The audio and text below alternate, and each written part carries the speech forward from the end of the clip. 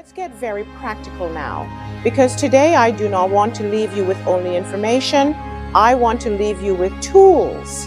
The family table is one of the most powerful spaces in your home. What gets served there, and how it gets served, and what gets said during the meal, all of it shapes children's relationship with food for decades to come. I am not asking you to transform your kitchen overnight. I am asking for intention, one shift at a time. Let me give you a few that make a real difference. Replace the sugary drinks with water, sparkling water, or herbal teas. That single change alone dramatically reduces daily sugar intake for most families. Children's taste preferences for sweetness adapt quickly when sugary drinks are no longer available. It feels hard for about 2 weeks. After that, the new normal sets in. Add a vegetable to dinner every night, not instead of something. In addition, build the habit of variety, of color on the plate, of plant foods being a normal presence at the table. You do not have to make it the centerpiece. Just make it present. Involve children in food preparation whenever possible. Research consistently shows that children who help make food are more likely to eat it, more likely to be curious about it, and more likely to develop a positive relationship with cooking. Let them wash vegetables, stir the pot, choose a fruit at the store, make food something that belongs to them, not something imposed on them, and eat together when you can. The family meal. With devices put away, with conversation at the table, is one of the most well-documented protective factors for children's physical and mental health in the research literature. It is not about perfection, it is about presence. Movement for children does not need to look like exercise. It needs to look like play, active play, outdoor time, movement that is joyful, not obligatory. The research on this is clear.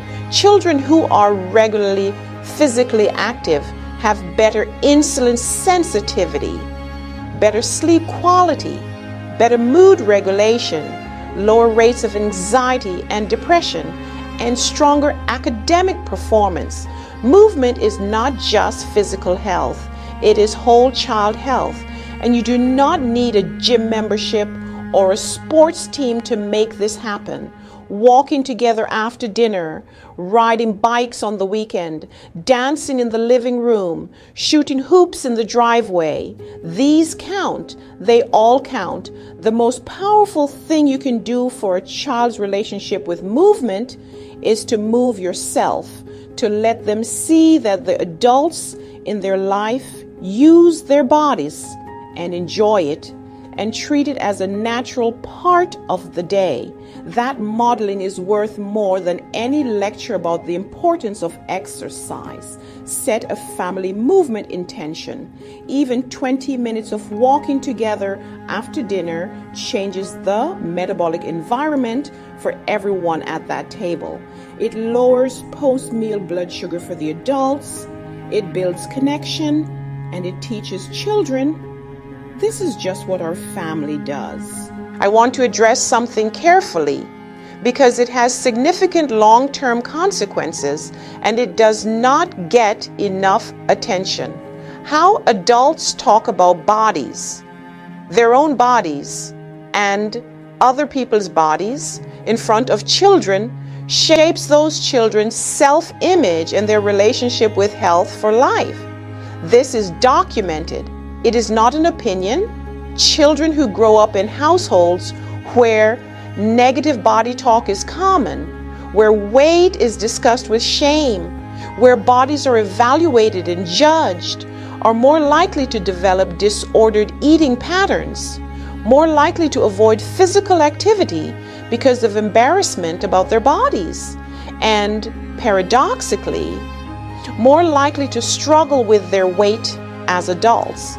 The goal is not to raise children who diet. The goal is to raise children who move their bodies because it feels good, who eat nourishing food because they understand it helps them grow and think and play, who have a fundamentally respectful relationship with their own physical selves. That starts with the language in your home. It starts with how you talk about your own body when your children are in the room. It starts with curiosity instead of criticism, with care instead of judgment. Your children are listening. A child who has been diagnosed with prediabetes, or who is significantly overweight, or who is showing signs of metabolic risk. It is not too late. Please hear that clearly. A metabolic diagnosis in a child is not a life sentence. Children's metabolic systems are remarkably responsive to lifestyle intervention. The same levers that work in adults, food qualities, movement, sleep, stress reduction, work faster, more dramatically in young bodies. Health.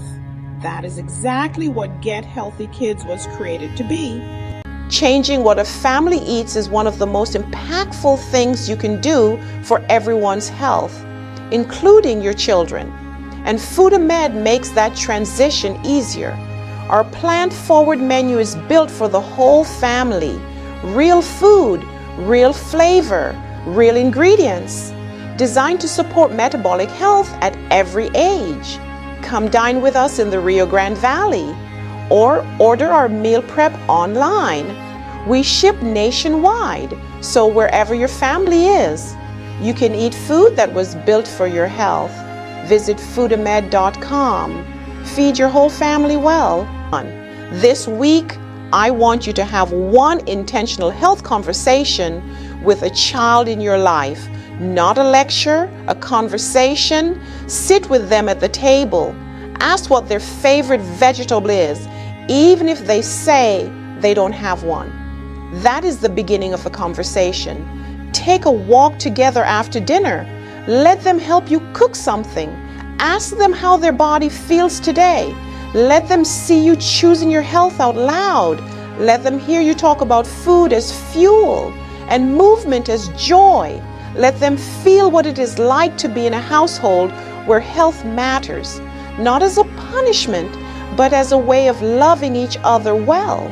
You're not just building a habit, you're building a legacy. Follow me on social media, Dr. Dona Cooper-Dockery, Get Healthy with Dr. Cooper, or Cooper Wellness Center for ongoing health tips, family wellness content, and updates on the Get Healthy Kids program. We